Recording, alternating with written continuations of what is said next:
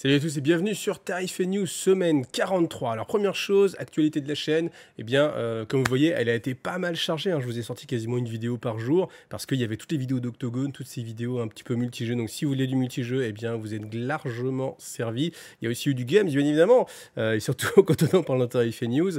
Donc ce mardi le live sera sur Twitch et ce sera Sakos Figous. Sakos Figous c'est une émission qui se veut un petit peu comme Tarif News. Tarif News en fait je suis tout seul, je parle de l'actualité games et Sakos Figous, je suis pas tout seul, c'est en live et on parle de l'actualité générale du jeu de figurines.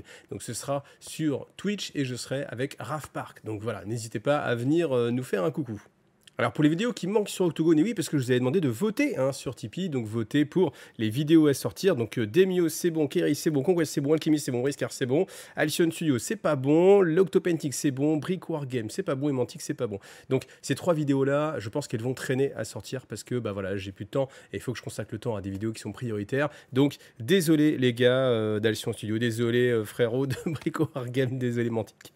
Mais bon voilà, comme vous avez voté, c'est tout l'intérêt justement de participer à ces votes pour avoir en priorité les vidéos que vous voulez. Et puis d'autres vidéos, malheureusement, comme ça, qui vont mettre plus de temps à sortir. M'envoyez désolé, mais croyez-moi, il y a vraiment beaucoup de choses qui arrivent sur la chaîne. Alors, on va faire les prix, bien sûr. Tarif News, c'est une émission qui parle des prix de chez Games Workshop. Donc, Codex, League of Votan. Donc là, on a toutes les sorties de League of Votan, hein, tout ce qui restait. Je me rappelle l'époque où il mettait quand même un petit peu de temps à sortir et qu'il y avait plusieurs paliers. Là, bah, vous avez vraiment la boîte de démarrage, la boîte collector qui sort un mois et demi avant. Et puis après, bah, voilà, toutes les sorties. Alors, le Codex, comme d'habitude, 42,50 €, on n'a pas de trop de surprises. La Combat Patrol, elle aussi à 120 €. Voilà, c'est assez intéressant quand vous allez voir le prix des figurines séparément, forcément c'est toujours le cas.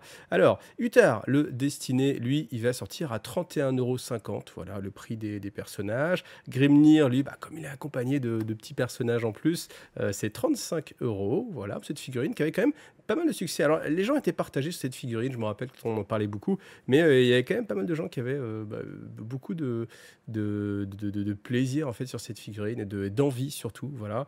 Moi, je préfère plutôt ce style-là. Enir Champion, lui, va être à 31,50 €. Je trouve vraiment assez réussi, assez badass. Les Enir Hearthguard aussi, ça c'est, je pense, l'unité que je préfère dans toute la faction. Voilà, parce qu'ils ont un look peut-être à la Starcraft aussi. Peut-être que c'est pour ça que ça me plaît bien aussi, mais dans un look bien à eux, bien particulier dans l'univers de Warhammer 40 000 en tout cas. Donc les Enir Hearthguard, eux, ils vont sortir à 45 €. Voilà. Les Brokin Iron Master, lui, c'est 40 €. Voilà, un petit peu moins cher. Bon, voilà.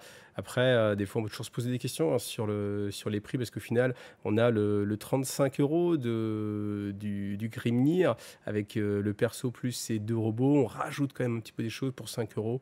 C'est pas cher les petits robots. Voilà.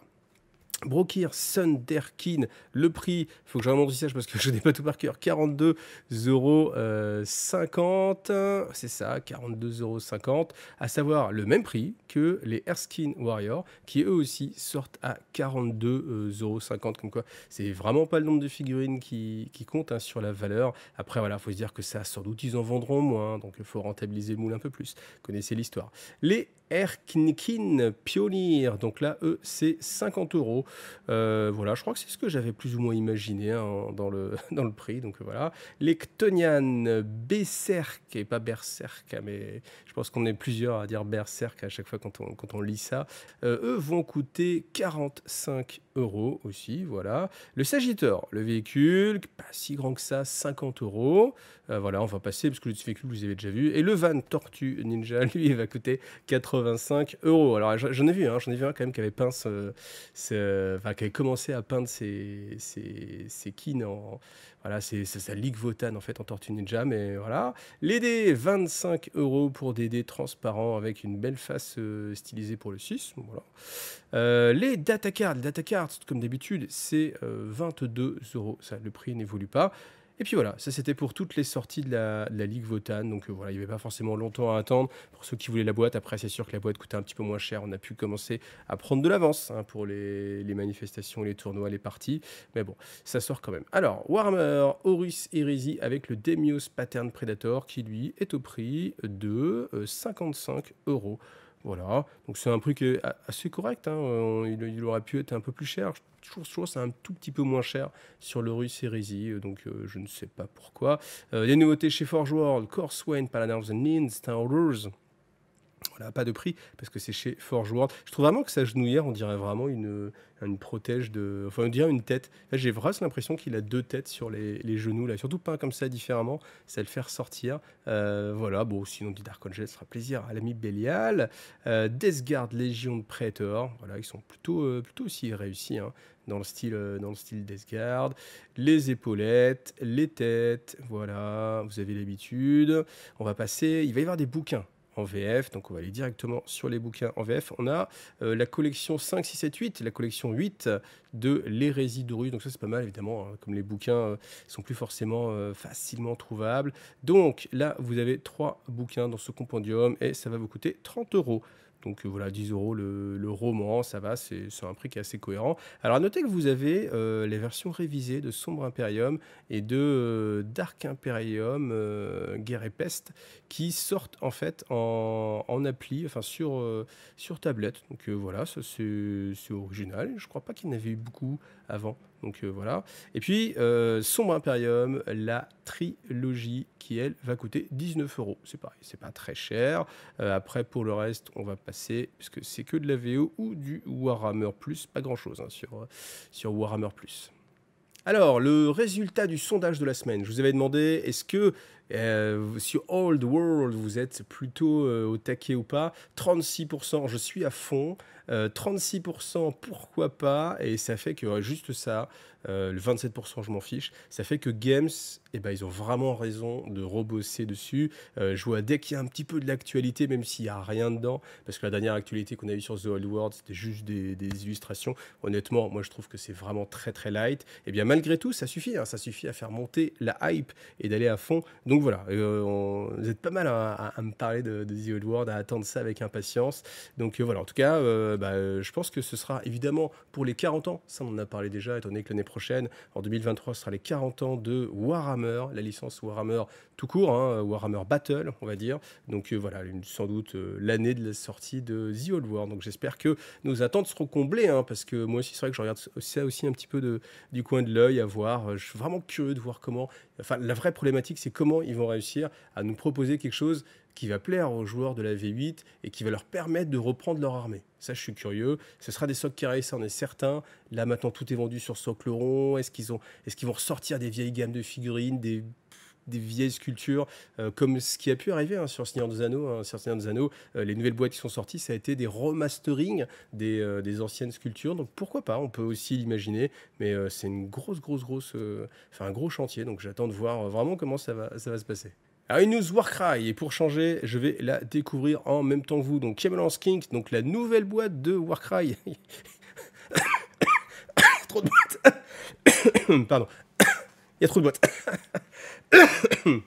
Donc oui, je suis étouffé sous les nouvelles boîtes de Warcry. Bon, en tout cas, j'ai réussi à faire celle d'avant, donc c'est cool. Alors, c'est étonnant parce que il y a pas ce que j'avais cru voir, à savoir la sorte de pyramide. On va se retrouver sur le même type de décor, avec d'autres petits décors en plus. Donc j'avoue que c'est un peu la déconvenue, parce que j'aurais bien aimé quand même des décors qui changent complètement. Là, on est sur quelque chose qui est relativement... Oh, pop, j'avais pas vu ça, c'est beau ça. Ok, je suis convaincu, les mecs, achetez la boîte. Non, je vous l'ai dit, je découvre en même temps que vous. Oh, pop, c'est beau.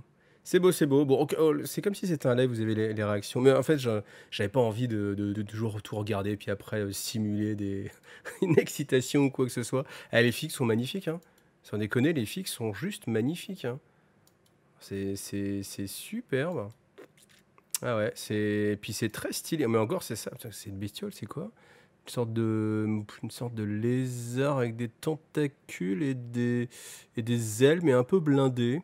Ok, une sorte de menthe religieuse ou de ski. C'est la bestiole là dans l'eau.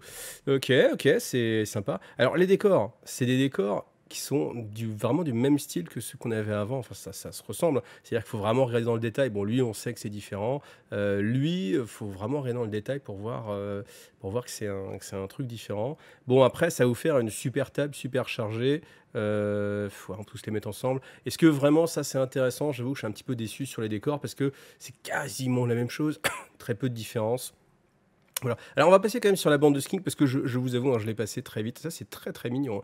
Le fait qu'ils remettent en fait, et je me rappelle à quel point j'avais adoré la première boîte de Warcry parce que justement il y avait cette sorte de PNJ en fait, ces créatures qui se baladaient, et le fait qu'il ne l'ait plus repris depuis pas mal de temps, c'était vraiment dommage.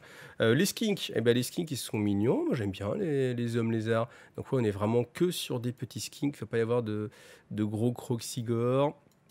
Là, ils ont leur bonne tête avec les gros yeux. Bon, bah, voilà, à voir cette faction, c'est mignon. C'est mignon. Après, c'est plus classique dans ce qu'on a, dans ce qu'on avait. Tiens, on a deux fois le même. Je dis pas de bêtises, ouais, on a deux fois le même. Bon, ils ont voulu faire style, il y en avait un petit peu plus. Alors, est-ce qu'ils ont voulu faire style qu'il y en avait un petit peu plus? Ou alors, est-ce qu'effectivement, il va avoir deux fois le même? Et je regarde cette image qui est dans la vidéo. On a quand même 1, 2, 3, 4, 5, 6, 7, 8, 9, 10, 11 skinks et les trois ptérodactyles, on va dire. Donc, c'est pas impossible qu'on se retrouve avec deux fois la même figurine. Après, peut-être qu'il y a des subtiles variations, mais en tout cas, j'ai pas l'impression qu'il y a. J'essaie de regarder dans ceux qui avaient des sarbacanes, mais j'arrive pas à en trouver qui se ressemblent. Après, il n'est pas impossible que on puisse mettre le bras vers le haut ou le bras vers le bas sans que ça fasse vraiment de distinction. J'ai essayé de regarder aussi au niveau un petit peu des queues, voir celle qui était vers l'arrière, enfin celle qui était recourbée vers le bas. Là, il est la patte droite, là, c'est recourbé vers le bas, là, la patte au sol. Là, il est la patte un peu droite, mais il y a une sorte de panne qu'il n'y a pas ici. Donc voilà, je pense qu'il faut faire une plus grosse analyse, mais je pense qu'ils sont tous différents, ce qui est quand même assez cohérent, parce que c'est ce qui a toujours été le cas. Donc je pense, voilà, c'est juste sur l'autre image, ils ont mis deux fois le même perso. Mais en tout cas, il y a quand même beaucoup de skinks. Ça, je pense que ça va être la bande la plus nombreuse, hein, sur la construction de base de la faction.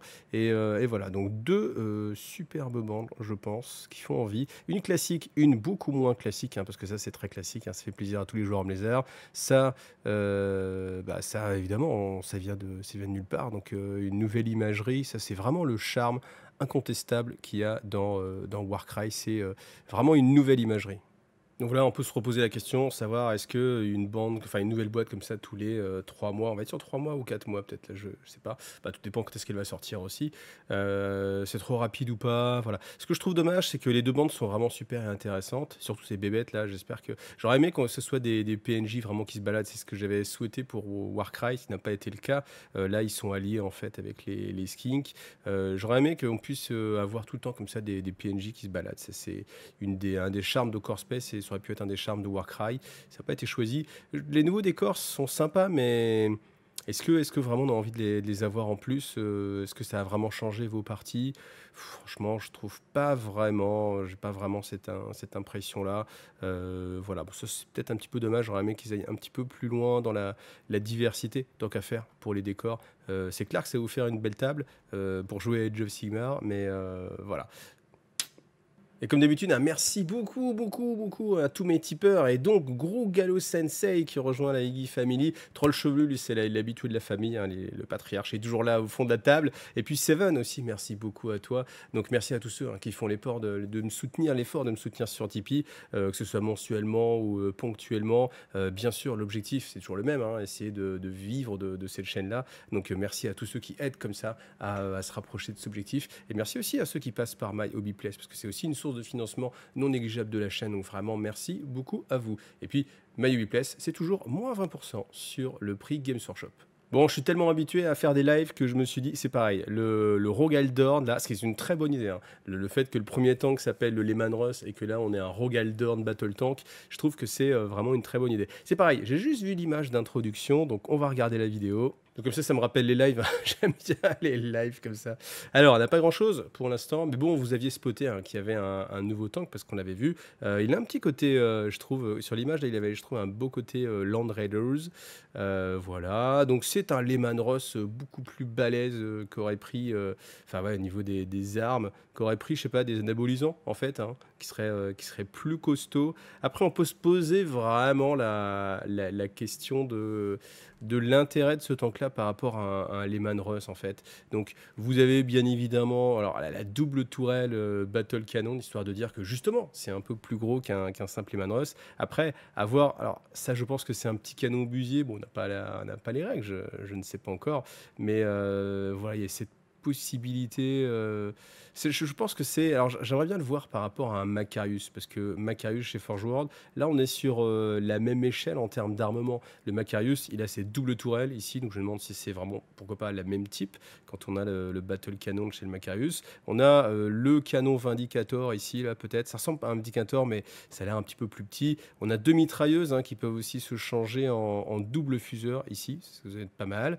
Du Gatling Punisher, des multifuseurs sur les côtés. Est-ce qu'on peut mettre du lance-plasma lourd sur les côtés? Je ne sais pas. Ça a l'air d'être limité au multifuseur. On peut ne pas mettre les tourelles sur les côtés. Vous voyez, c'est aussi ce qu'on voit juste ici. Alors, ça redonne un peu de classe justement à ce véhicule-là. Maintenant, est-ce qu'il va complètement voler la vedette au Lehman Russ et que personne n'aura envie de jouer un Lehman Russ?